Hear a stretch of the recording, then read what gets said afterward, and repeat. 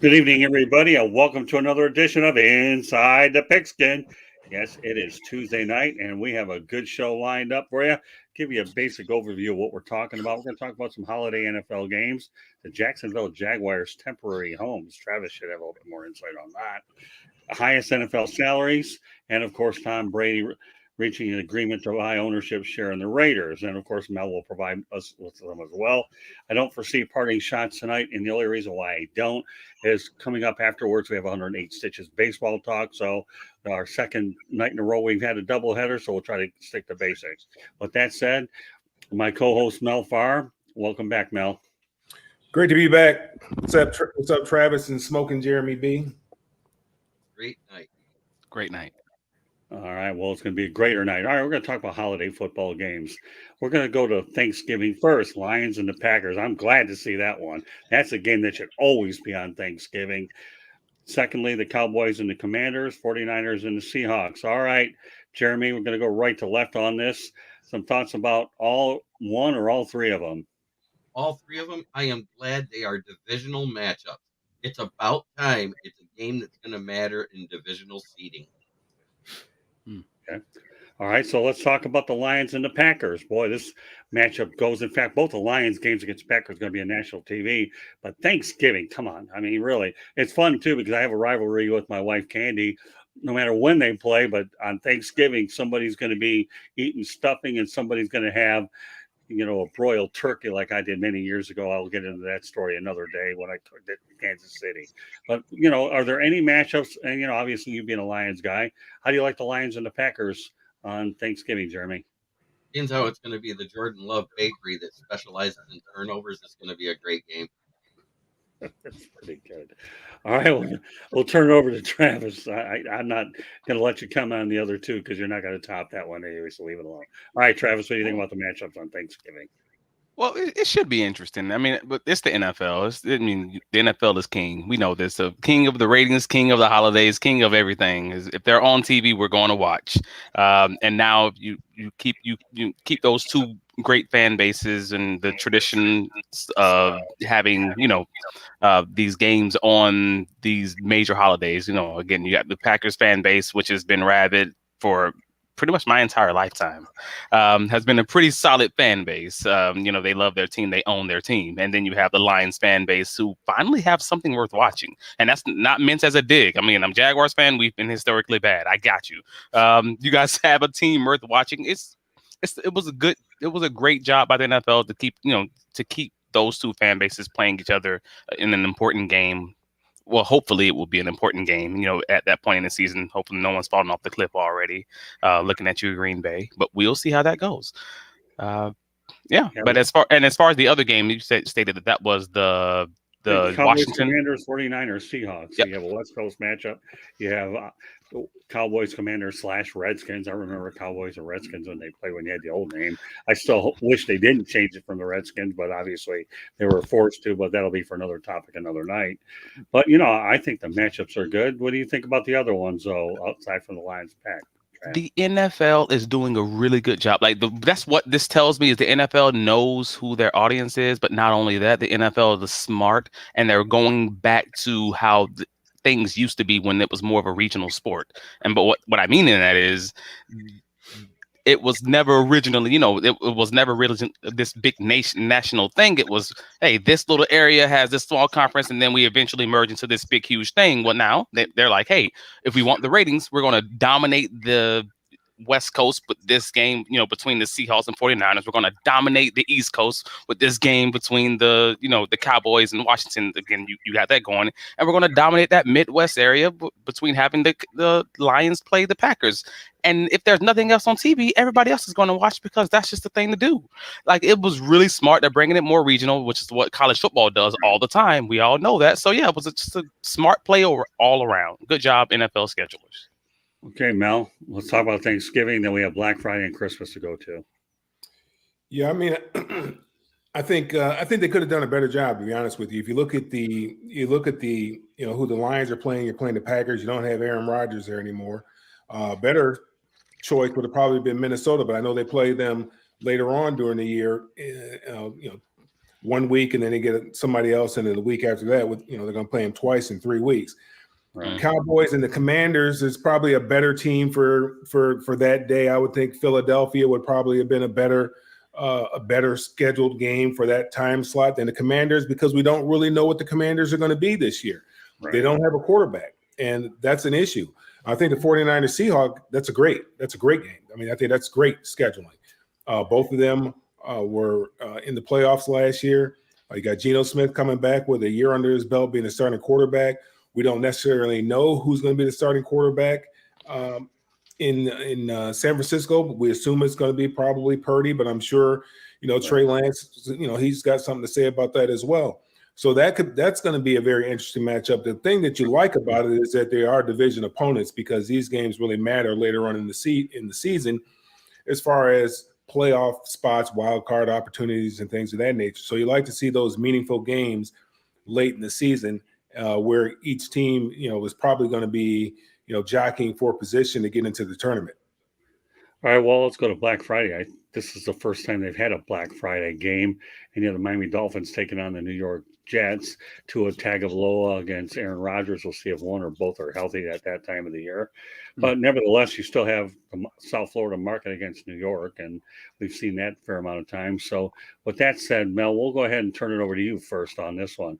Thoughts about the Dolphins and the Jets on Black Friday? Yeah, you like that matchup. The Jets were a good team last year. Everybody thinks they were a quarterback away. And, the Miami played very, very well. It's just a matter of whether or not Tua is going to be standing upright at that particular time. Hopefully he is. I mean, I think he's got a new helmet. I think they've spent some time with him in the offseason, teaching him how to fall. And also, understanding that he doesn't always have to try to make the big play, that he can just, take what the defense gives him. He doesn't see it, let it go. Don't try to extend the plays and try to make something spectacular happen. Okay, we'll turn it over to Travis. Go ahead. Thoughts about this matchup? That's going to be an interesting one. To your point earlier, it's already in. To your point, it's the first time it's ever happened, and it's that South Florida market versus that New York market, and that's always just interesting.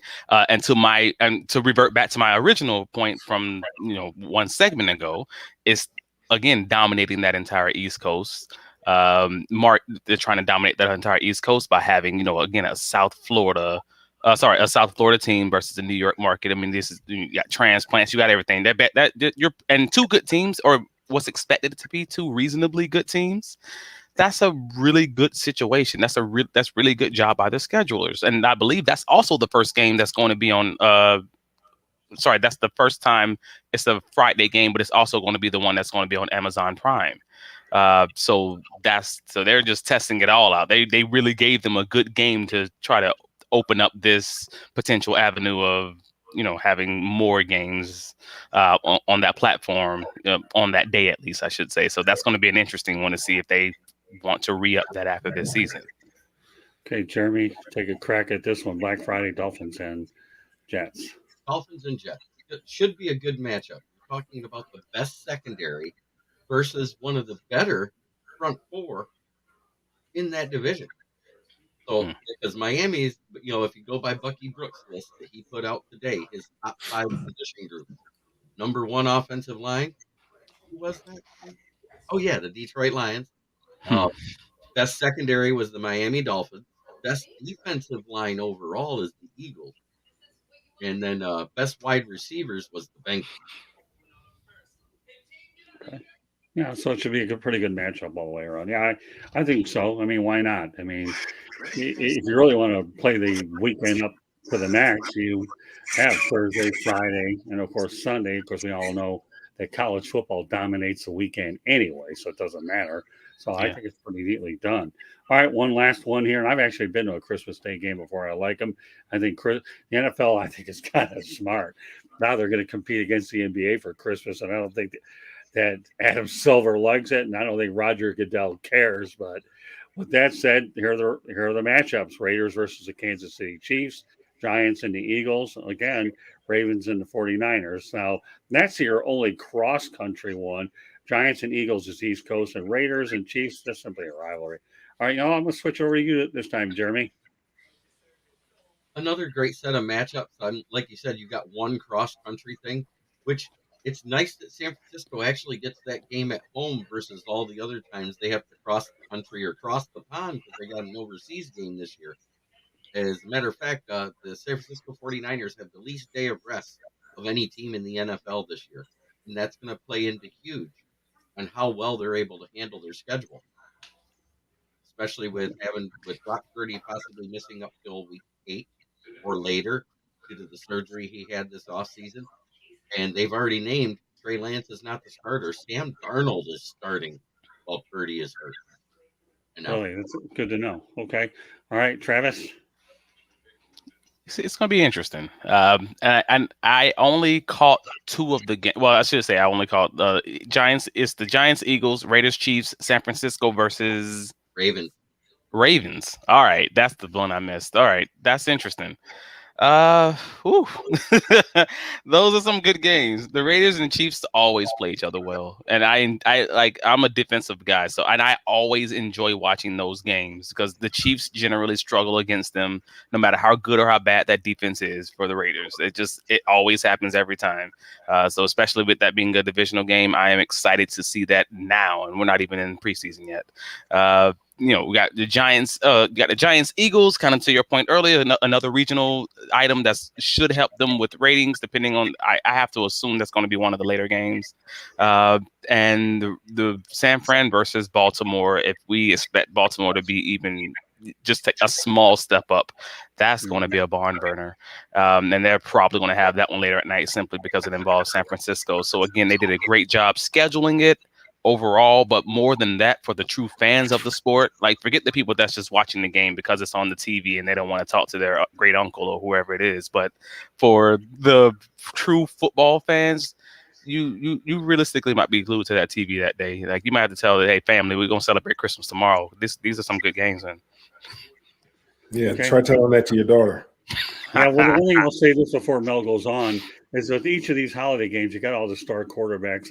That's going to lead to one of our topics that I'll actually transition to in a moment. Anyhow, being obviously displayed in prime time on those particular holiday days. Okay, Mel, go ahead, please. Yeah, I mean, I think they did a pretty good job there. Would you have liked to have seen another divisional game with the Ravens and the 49ers game? Yeah, possibly, but still, because all these games matter for seeding.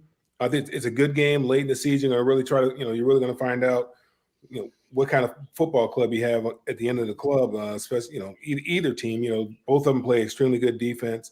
The Raiders-Chiefs game, you expect the Raiders to be better this year. We're going to find out if that's going to be the case. They got the quarterback in there that McDaniel wants. We're going to see what kind of coach he is and see what happens with the Raiders this year. We know the Chiefs are who they are.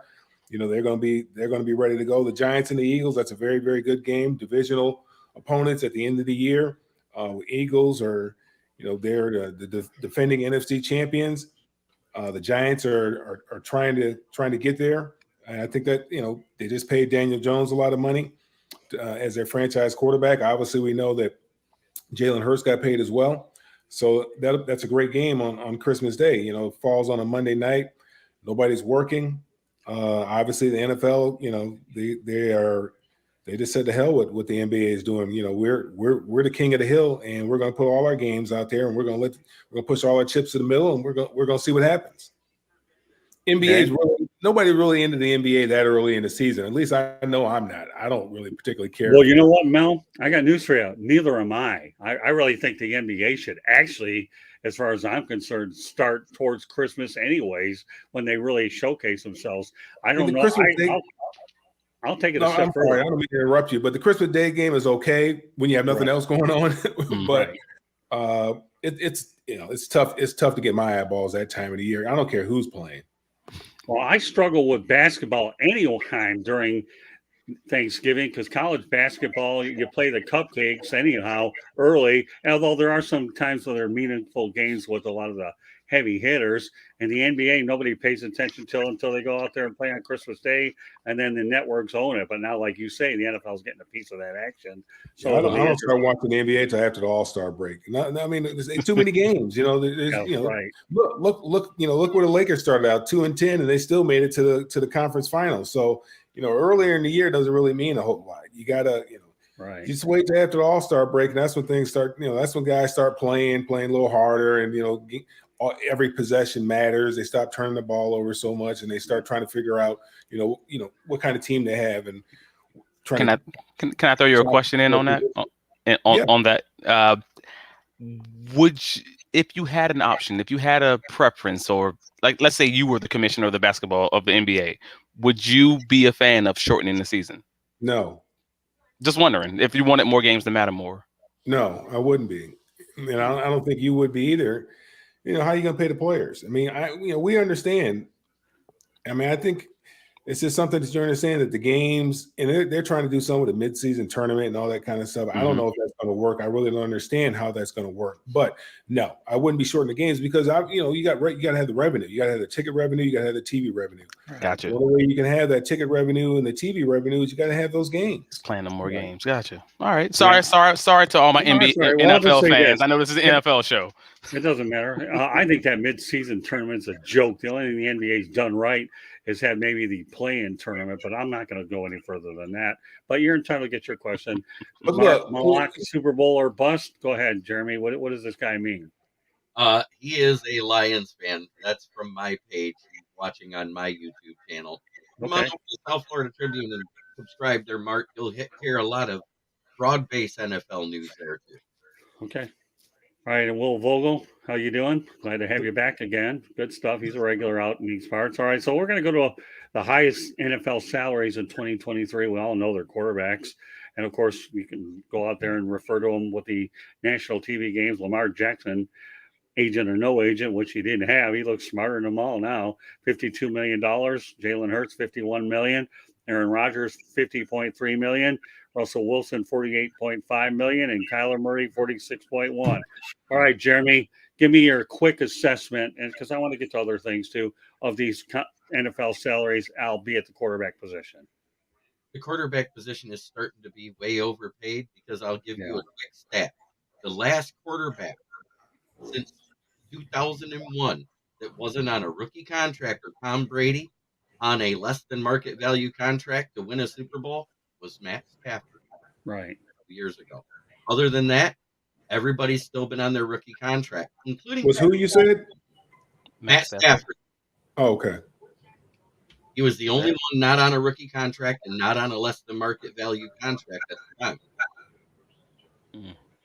Okay. All right. Travis, give me your quick assessment on this. It's making the last CBA negotiations gone wild. I mean, that's really what it is. Like everybody had this one general understanding of what would become, with free agents and quarterbacks after they stated, there's going to be a cap with the rookies, with the rookie contracts. And all that happened was instead of being the rookie contracts going wild, a la Matthew Stafford, that's pretty much the last time it would have happened. It's now it's just flipped. That exact money just flipped to the quarterbacks. And it's because there's not really a cap on that. It's just, hey, man, how much can we pay to be above average? Like, you don't even have to be the best of the best at this point. Like, the best guys are obviously – go ahead. No, that's okay. Continue your thought. No, sorry. No, but the best guys obviously will still be paid the most. But generally, it's just these numbers are getting a little bit obscene. Like originally, I think the whole thought was that other free agents, those average to just above average guys will end up getting paid more. And we're not necessarily seeing that materialize, especially if you look at the running back position, you look at the tight end position in free agency right now. Like it is truly depressed. The numbers are what they are, and it stinks for those other guys who don't play that, that pinnacle position, that quarterback position. But I mean, I can't say these guys don't deserve it. You are worth what the market pays you. Okay.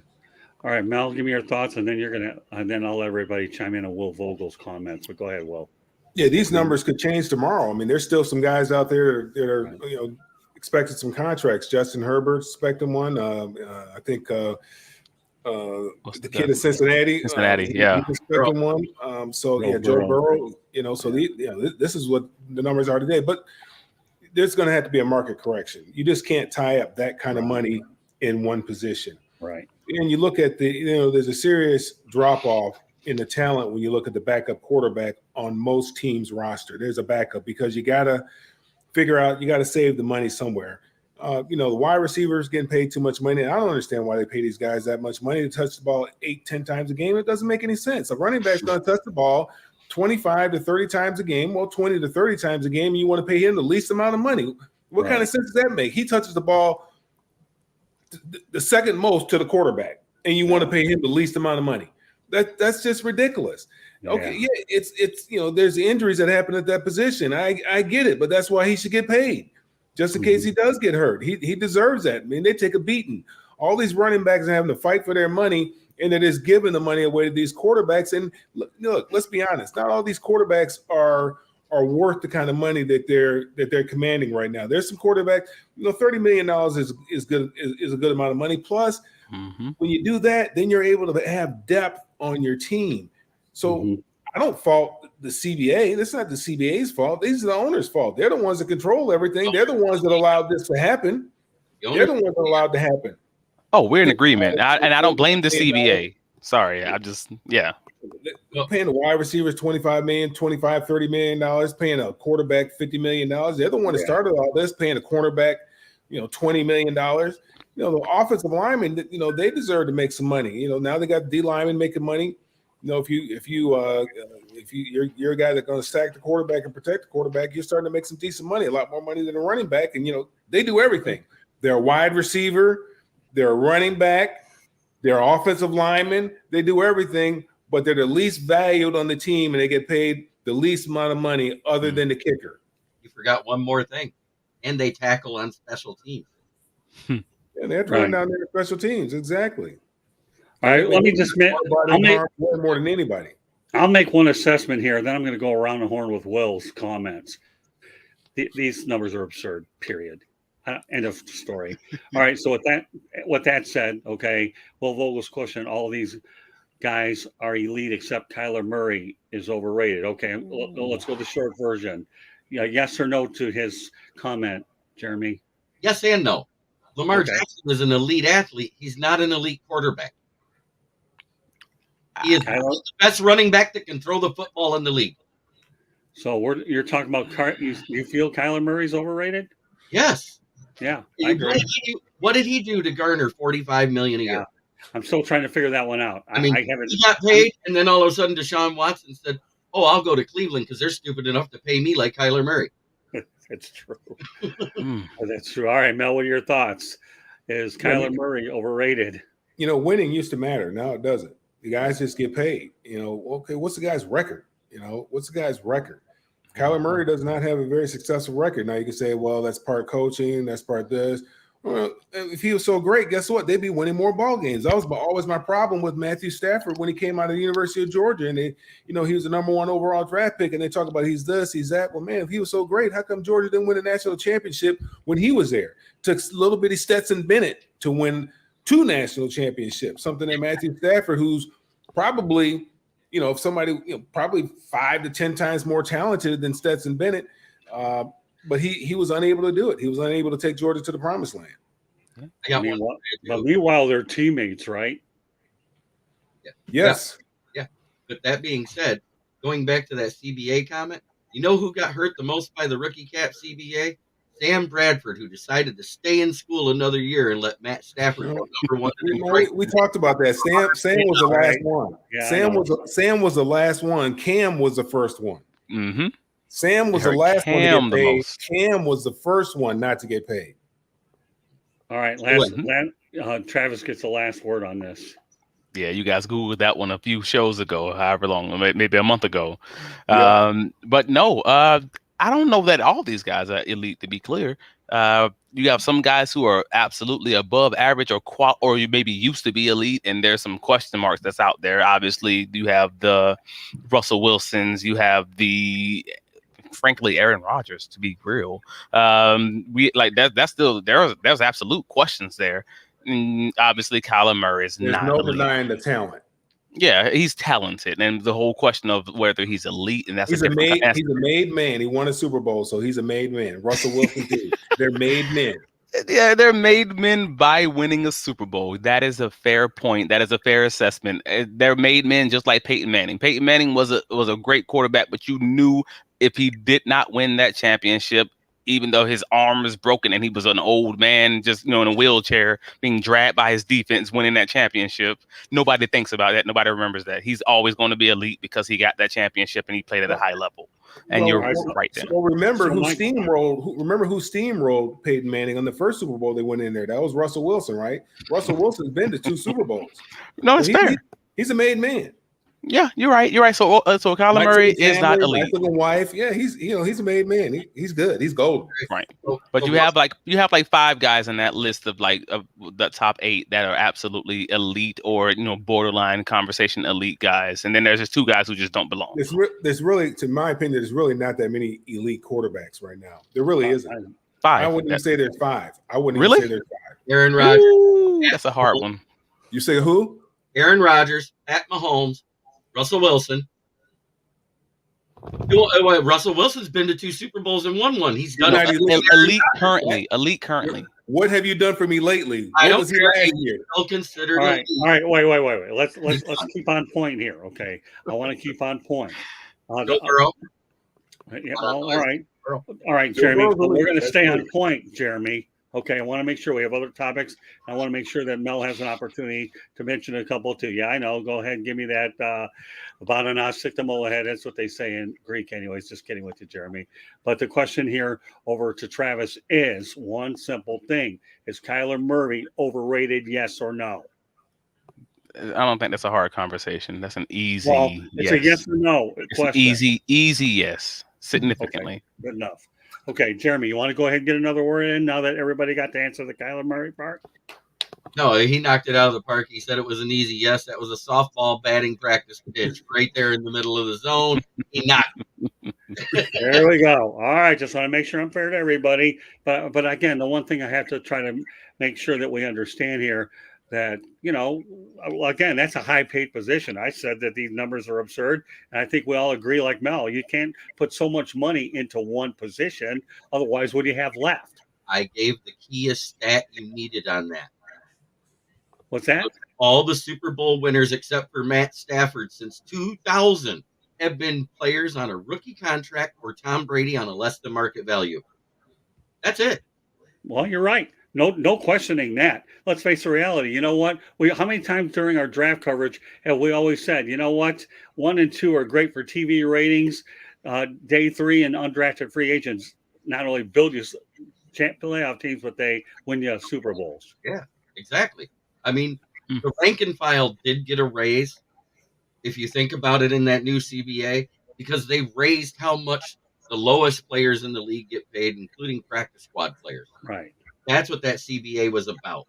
But the owners and the GMs have allowed these guys to filter it all to the top level talent.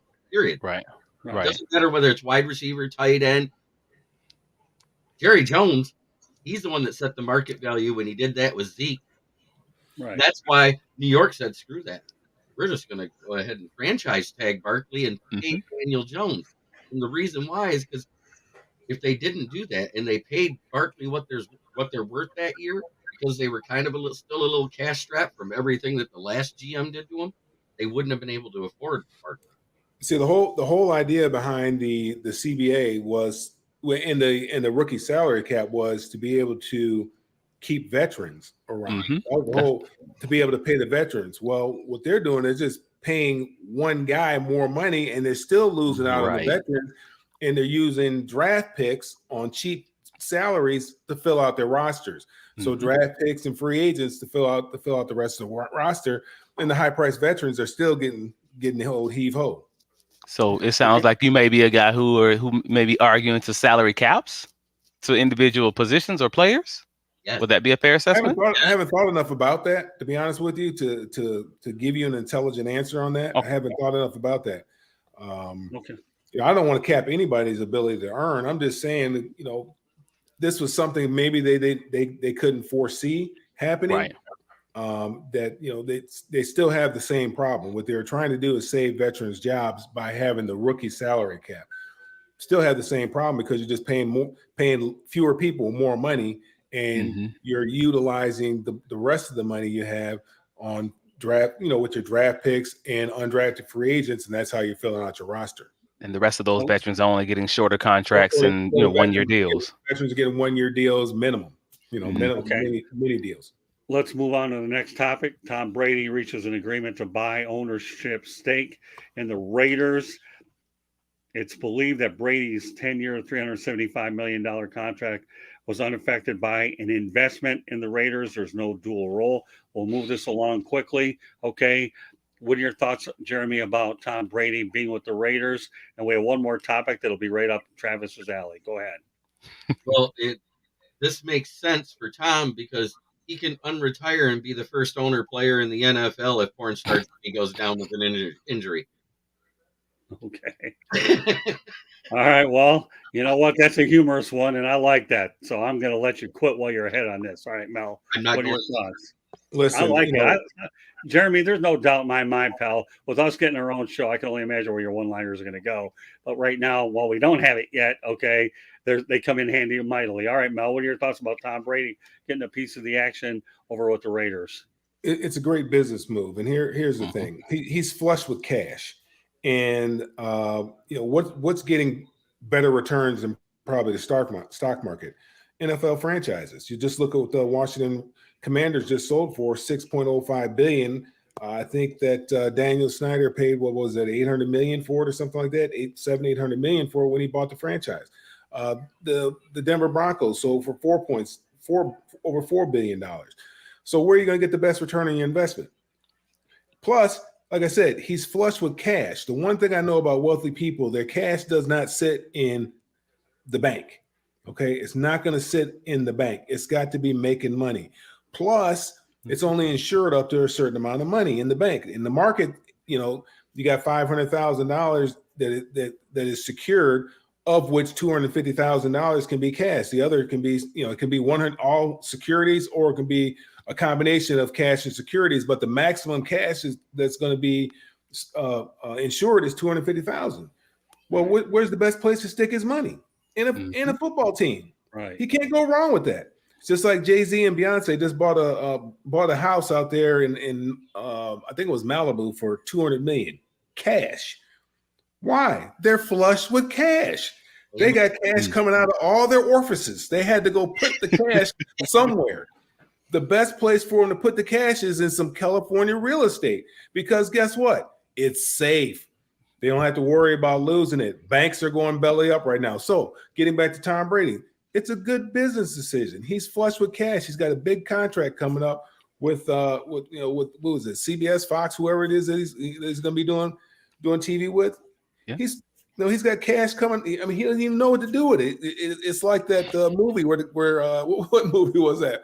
Where the guys trying to just put money in places. I think it was with I know what you're talking about. One with Tom Cruise, and this guy, he can't put the money anywhere. He can't find a place. He's got so much cash. He just flush with cash. That's how Tom Brady is. Okay. All right. Let me go ahead and mention something first before we go over to Trav. Okay. The audio version of Inside the Pigskin can be heard on iHeartRadio, Apple, Spotify, Google, wherever you get your podcasts. Please hit the red subscribe button on YouTube, South Florida Tribune. We're striving for 1,000 subscribers. Please also comment, like, and share the broadcast. And for those of you that are watching on Jeremy's YouTube channel, please, we encourage you to do so as well. Okay. Now, want to be a guest?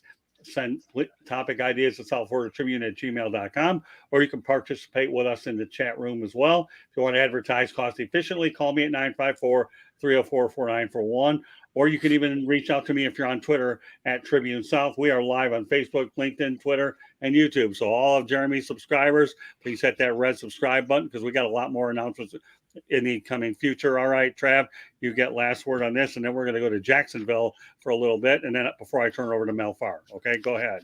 Yes, I mean, Mel just made just slammed it home with a lot of the same items that I probably would have mentioned. I used to work in banking, so that's my area. But no, the unstable nature of the market, you having all that extra cash on hand, there's not really a place to put it. You're not going to put it into the stock market.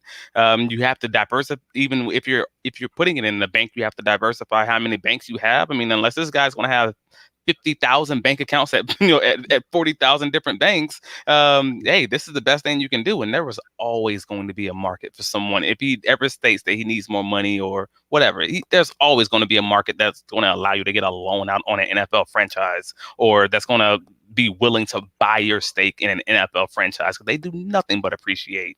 It's a great business deal. And more importantly, hey, recently divorced NFL player is going to spend a significant amount of time in Las Vegas. What can go wrong? Like, come on. This is absolutely the spot where he needs to be. Good deal on all levels. The only thing that I'll add to it is he has I believe he's part owner of the Las Vegas Aces in the WNBA. So with Davis, so why not be able to get forces with Davis again? All right, one last topic before I turn over to Mel Farr, and this is one that hits Travis home very, very close. The Jacksonville Jaguars are going to need a temporary home because they're doing their renovation on TIAA Bank Field. This report I heard from the Tallahassee Democrats. So I'm going to break down the particulars. I'm going to let Travis go first and go around, and then after that, Mel's going to take over and provide a couple of questions to the crew as well. First of all, they're talking about 142 miles of Orlando's Camping World Stadium. That stadium currently sits at 60,219, but is expandable 65,194. So once again, 142 miles from Jacksonville. The next option would be 74.6 miles to Gainesville. We got Ben Hill Griffin Stadium, holds 88,548.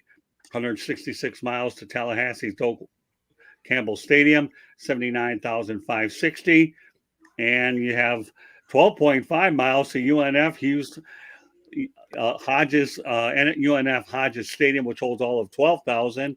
Okay, never been there. And or the other option that I could throw around there is they could add, if they need to on a temporary basis, 2 or 3 games in London, and they could get 90,000 over at Wembley Stadium.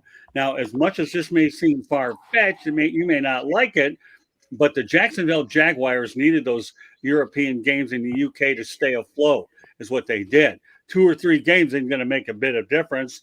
So I'm going to go ahead and start with the crew, and then Travis gets the last word. Mel, okay, you're going to take over in a moment. I'm going to break it down to one simple question, Jeremy. Where should the Jaguars call their temporary home? London. That's where Shere Khan's from. For all the games? Yeah, why not? Okay. Just 1 year, do it there. Make bank off of 90,000 seats in London that love American football while it's there. It's a great idea, really. They only play on Sundays. They can rotate the schedule out of Wembley Arena for whatever they got. Yeah, but what happens if this goes into 2 years, though? Then what? More bank for them. Okay. All right, we'll leave it at that, Mel.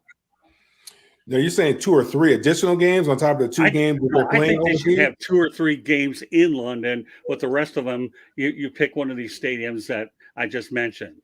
Because they got 2 games coming up this year. They're going to stay there for 2 weeks, right? Well, yeah, but one of them is a road game over at one of the other stadium with another team hosting, is what it is. So I think they should go, if it's on a temporary basis, 2 or 3 in London. You have 5, and where would you go at the temporary site? That's a whole question. Yeah, well, I mean, I think you're right on. A couple games over there in London because they seem to like it over there. They have a little following over there. They've been having problems with obviously fans in the local Jacksonville area, but I think they should go to Orlando and play. Okay, fair enough. All right, well, Travis, give me your overview on this one. Well, I'm a passionate Jaguars fan. So right now it's like I'm being cut just hearing people talking about us going to London for more games than these 2. I was mad about the 2 games already. So this is like just glass, chalkboard being scratched, all of it. Honestly, my personal opinion was always that they should have been playing in Daytona. Daytona's been begging for a football game. They had a game like back in 2014 with University of Tennessee playing there, and that's 100,000 person stadium in and of itself. Where, and Daytona 500. Oh, yeah, you're talking about at the Speedway. I'm talking about the Speedway. Yes, yes. They had a University of Tennessee had a football game there. This one falls into none of the above. Yeah, they had a football game back in 2014 with University of Tennessee. It was 110,000 people there, and it was an incredible thing. And I'm like, it's a closer distance to Jacksonville.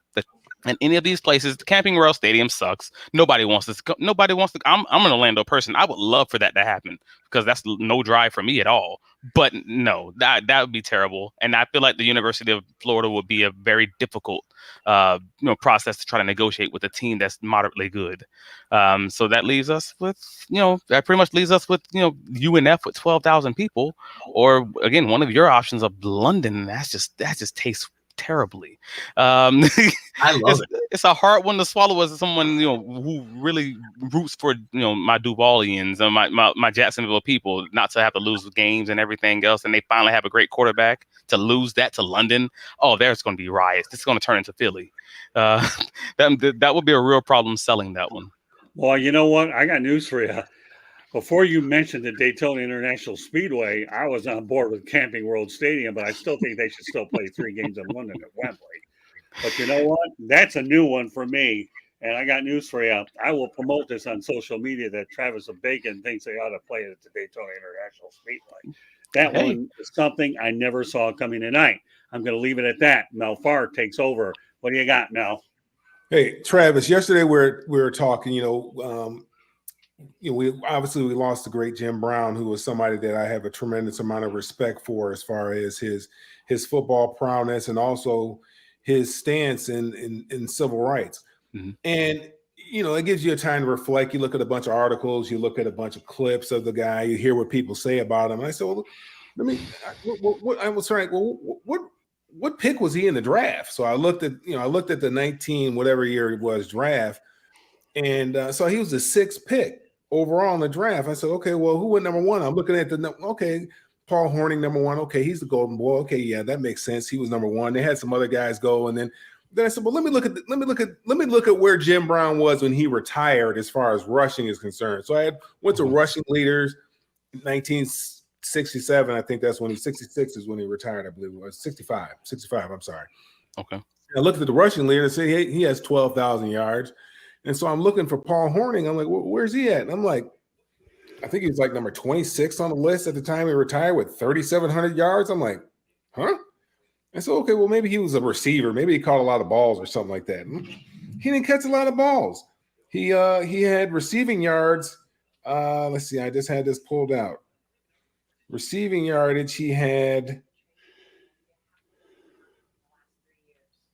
1,480 yards receiving, 3,711 yards rushing, 50 touchdowns.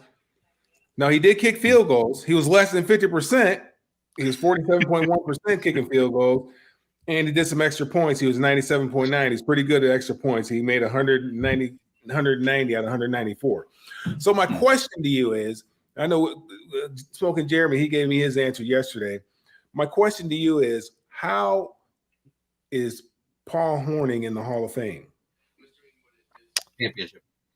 So, per my understanding, because I haven't watched much Paul Hornung, highlights on Twitter. Right. The Golden Boy, you heard about him. It's a joke. Big giant, but you've never gone in and dug into his numbers, right? Well, that's the Hall of Famer.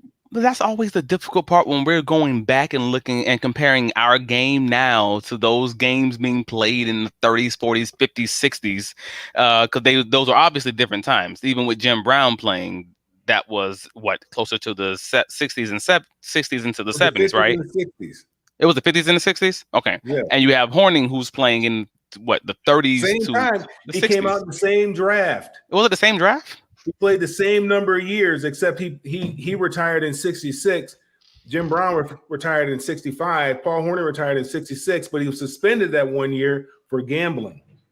So that's an interesting one. Because it's weird because Jim Brown also made the all-decade team, but then so did Paul Hornung. So yes. I'm wondering, is it one of those situations where, again, if the players themselves are voting both of these guys as these epic talents in their generation against that same talent, you have to wonder, maybe it's more than the stats. Is it just the way that the guy's being used? Like, are they winning games, low-scoring games, and they're just using him to grind? I don't know what I don't know, and it's a weird thing to have to default to the players who play the game actively at that time, but they're telling us that this was one of the beasts among men, just like Jim Brown. And I kind of just have to lean with that, if that makes sense. And it's a sucky answer, and I'm sorry, but hey, the guys who play the game tell me that these are the guys who are the dominant forces in the game, and these are the guys who should be in the Hall of Fame. Then I kind of have to go with that. Jeremy, you want to repeat your answer from yesterday? It was the championships and the politics of that regime Of that time. Of that time.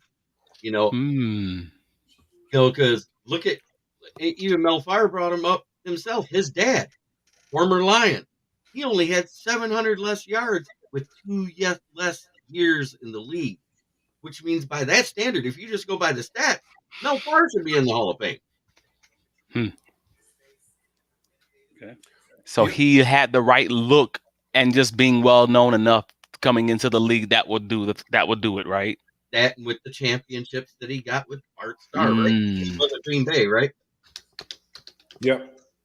Yeah, that's what it is. The championships he got with Bart Starr, because he scored 2 touchdowns in one of those games. Oh my gosh, he's great. He was not interesting. Davis. Scott, do you want to comment on that? No, that's okay. I'd rather you just continue to move it along with everybody else with your other topic. So I have one more topic. To talk about. And this is not with the NFL. This is with college football. There's a lot have been said, particularly from ACC coaches, Pat Narduzzi, Jim Moore Jr. A lot has been said about what's going on in Colorado with Deion Sanders and what's been going on with the players. They've had 61 guys go into the portal. And he made it very clear to guys that he was going to cut players. With this new rule allowing players to go into the portal, first-year head coaches now have the opportunity to kind of get rid of players. Now, if the player still wants to go to school there, but he's cut from the football team, they still have to honor his scholarship. That's one of the things about the rules. But they have the opportunity where they can actually cut players. Now, a lot of the coaches, and you hear about it all the time, when you go to a particular program and you sign up for that job, you sign up for those players as well. Typically, that's how it is. No, you're going to have some, there are ways that you can force guys out. I mean, you can make a guy run gassers until he just coughs up everything. There are ways you can kind of show a guy that, hey, you know what? We really don't want you. But Deion has come out and flat out said, the beginning, when he first got hired, told him that, hey, a lot of you guys are going to be here. A lot of ACC coaches have a problem with that. Do you have a problem with what's going on over there at the University of Colorado, Travis? Ain't no fun when the rabbit got the gun. I mean, that's really what it feels like. It just feels like complaining for the sake of complaining at this point. Because to be fair, to be clear, like I told you, 2 shows ago, that's what happened to me when I was at UCF, and that was before a transfer portal ever existed. Hey, if a new coach comes in, they bring their guys. They recruit their guys. They're going to bring in enough competition where you're not going to have a job in a year or 2 years, 3 years, anyways. The transfer portal only made it so that now the players can make the choice for themselves when they see the writings on the wall. I don't have to wait to feel that heat. I can see what's happening, or if I got injured or whatever the thing is, whatever the situation is. It's a story because Deion's been using it so heavily, sure, and nothing in an extreme is ever going to be comfortable. It's never going to be great. But at the end of the day, hey, this has been happening for decades, and the only difference was it was just the coaches that was controlled, that were controlling whether or not these players' future would be 2 years on scholarship versus a 1-year renewable scholarship over and over and over. So now the players have options. It sucks, but they have options, and at least there's that. It's just in the ballpark. The ball is in their court, and Deion's doing what he does. The same thing he did at Jackson State, and pretty much nobody complained. All right, let me add something. Jeremy, what do you think? I want to add something to this, okay, Mel. I was actually reading a story that Pat Narduzzi, the guy at Pittsburgh, was really critical of the way Sanders was handling things. I don't have a problem trying to build up as much as you can through the portal, but there's a fine line that you can completely go out of control, and it goes against what the intention, I think, of what this whole process is all about. So, Pat Narduzzi at Pittsburgh was really on point there, and I can tell you right now, that, right now, Deion Sanders can do what he wants. He's 0-0. Well, let's find out a year from now when he has a record attached to his name and see how many good players he let go during the portal that are benefiting other programs. Pat talked about that. There's probably some good players in there, but the rules allow him to do that. The rules allow him to do that. He has. I know the rules. I know. I'm not talking about the transfer portal rules. I'm just, as a new coach coming into a program that was 2-11 the previous year, he said, "Hey, you guys." All he sees is 2-11, or whatever the record, 2-9, whatever the record was. That's all he sees. Well, yeah, I know the rules allow him to do it, but let me point out a couple things in the chat room. Okay, Ken Ballreich, I saw the last Lions championship, so I've been a Lions fan for a couple of years. Ken, little piece of information.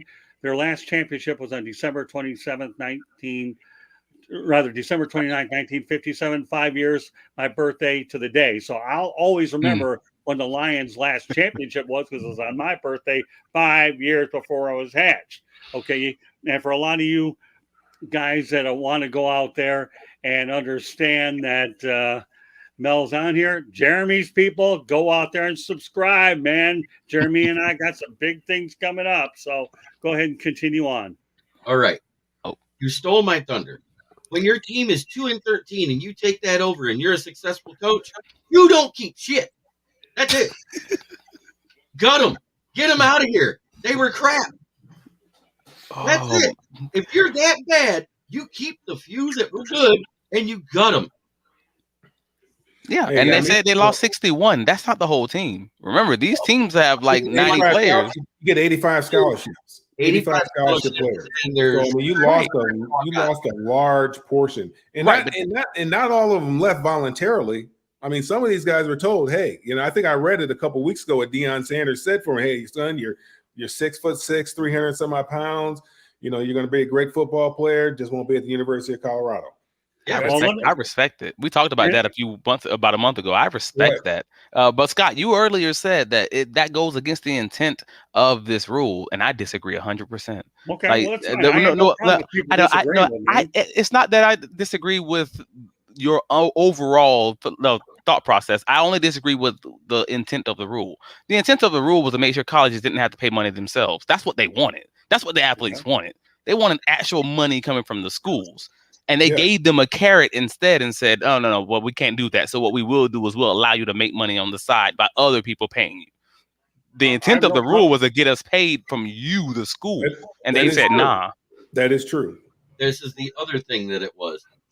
They were getting sued over the name and image likeness stuff over the EA Sports College franchise that was played for years on the PlayStation. That's why they stopped. That's why they stopped players. Yeah. They stopped it.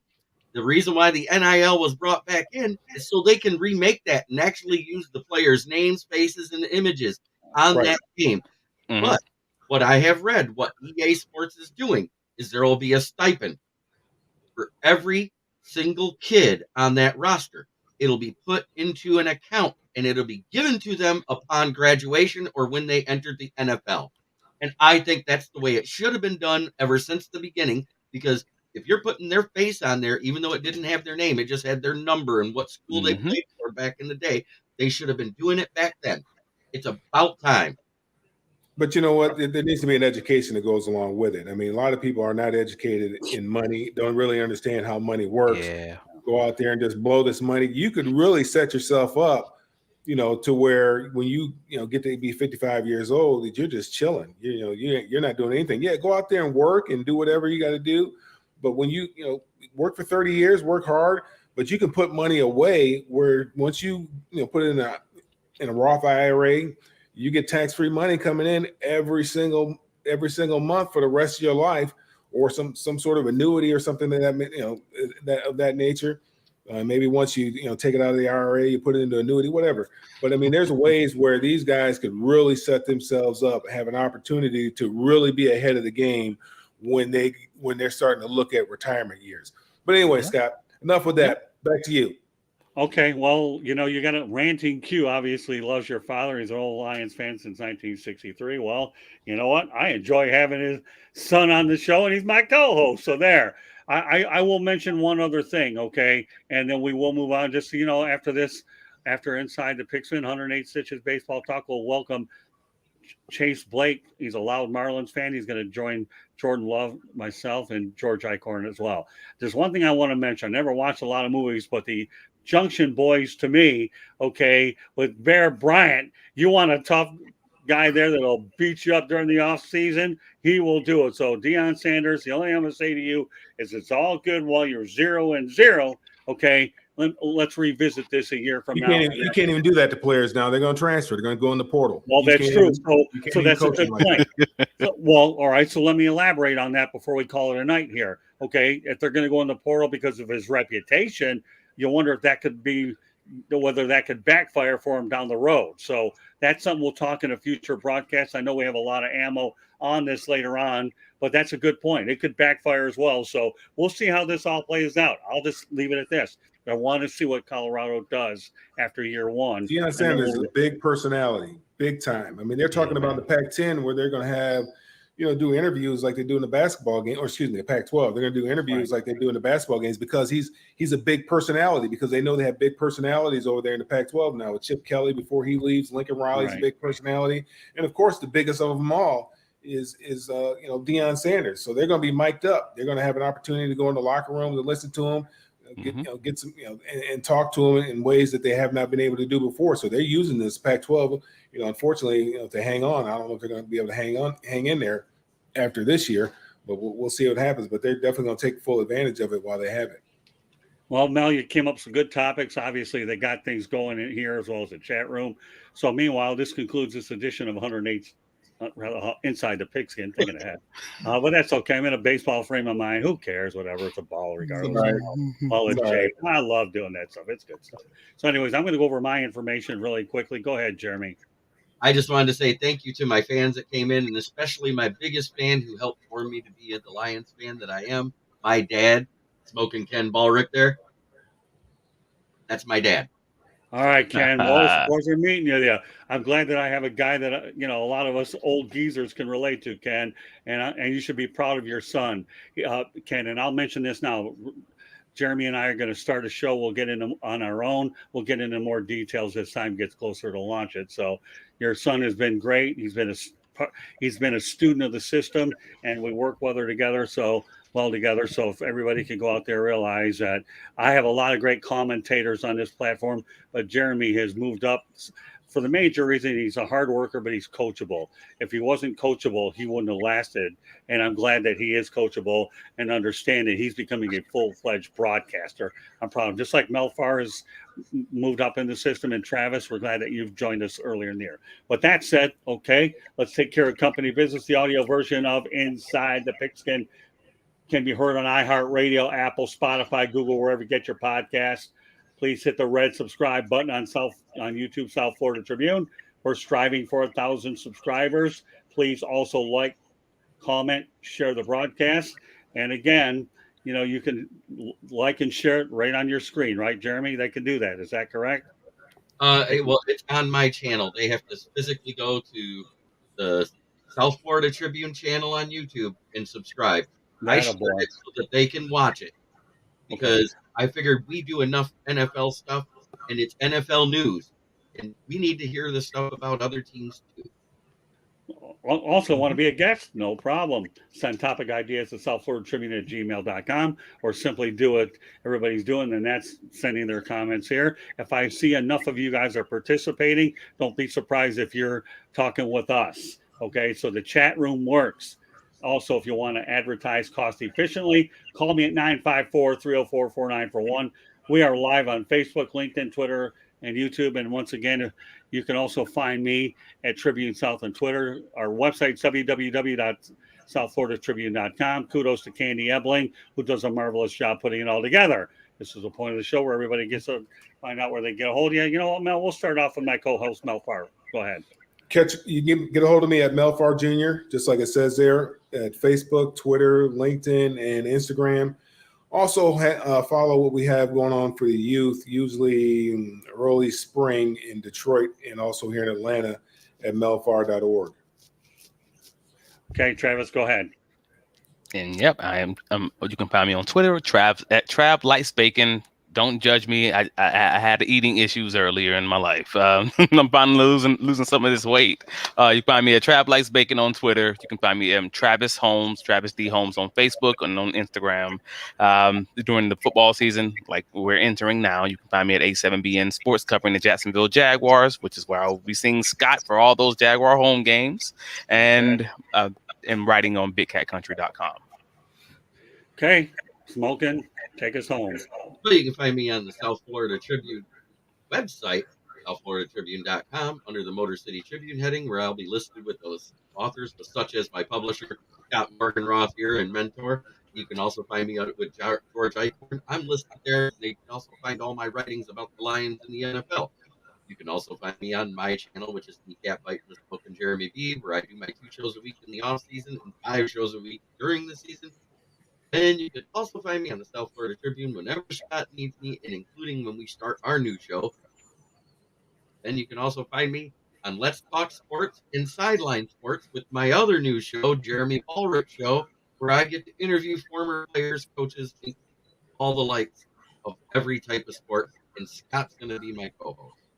Very good. I told you, Jeremy's followers, you got to realize you're going to get a lot of Jeremy and I, Smoking and I, and our conversations are anything but boring. They're animated. Not that you wouldn't figure it out because I'm a little loud. So, but anyways, with that said, that concludes this edition of Inside the Pigskin. Okay. So coming up afterwards, we have 108 Stitches Baseball Talk. So on behalf of Smoking Jeremy B, Travis Holmes, and Mel Farr Jr., I want to thank you very much for joining us on this episode, and we'll be back with another episode soon.